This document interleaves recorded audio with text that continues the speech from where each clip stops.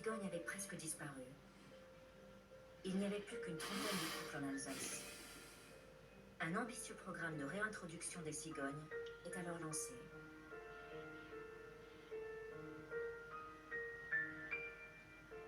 Aujourd'hui, après 30 ans de travaux, la deuxième arrive, super.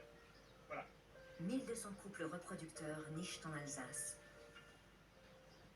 Pour Gérard, l'un des grands artisans du retour des cigognes, mission accomplie.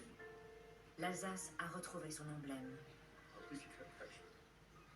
La cigogne en Alsace est revenue, et on peut dire de nouveau, quand vous te echt les chevals en Ordnung, là où la cigogne craquette, le monde est en bon état. En Alsace. Les cigognes craquettent de nouveau. L'Alsace a renoué avec sa prospérité.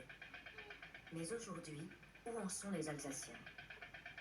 Et quand on dit que l'Alsace est riche, on a mis les bouchées doubles ou même triples pour arriver à ce que l'Alsace soit riche. Mais on en est arrivé là grâce à nous, parce qu'on s'est battu pour y arriver. Comme on dit souvent, on se suffit à nous-mêmes. On pourrait se suffire à nous-mêmes. On ne se suffit pas forcément, mais on pourrait se suffire à nous-mêmes. Da, wo sie nie Mütter vergisst, ist nicht normal.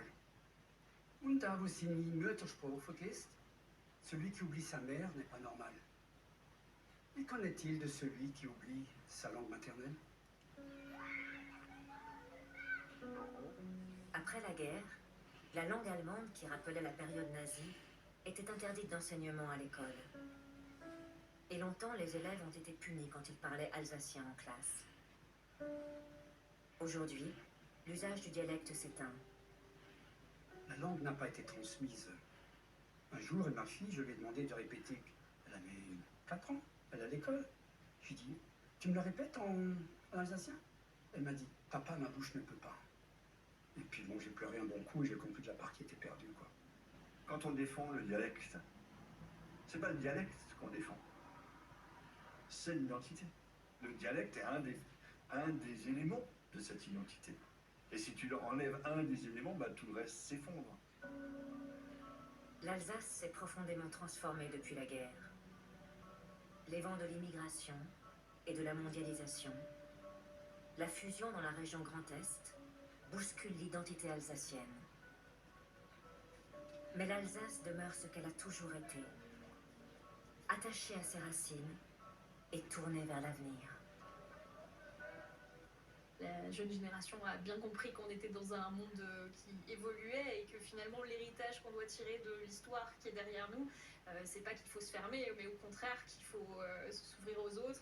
Il y a une spécificité alsacienne, mais qui n'est pas dans la nostalgie d'un passé révolu et souvent idéalisé, mais qui est dans une dynamique territoriale du présent. C'est un des endroits où il y a le plus d'industrialisation en France, c'est un des endroits où il y a le plus grand nombre de start-up. Moi, je vous vends une Alsace dynamique, mais qui n'est pas tout à fait à l'image du folklore du passé. Oui, je me sens foncièrement alsacienne. C'est très subtil comme sentiment et c'est un sentiment à la fois d'appartenance à une nation presque, qu'est l'Alsace, et en même temps une ouverture parce que je crois qu'on a aussi la richesse d'être un carrefour de l'Europe et donc il y a aussi ça qui est intrinsèquement lié dans les gènes des Alsaciens. L'Alsace a surmonté son histoire et réinvente aujourd'hui sa vocation de pays d'entre-deux, une passerelle entre les peuples et les cultures.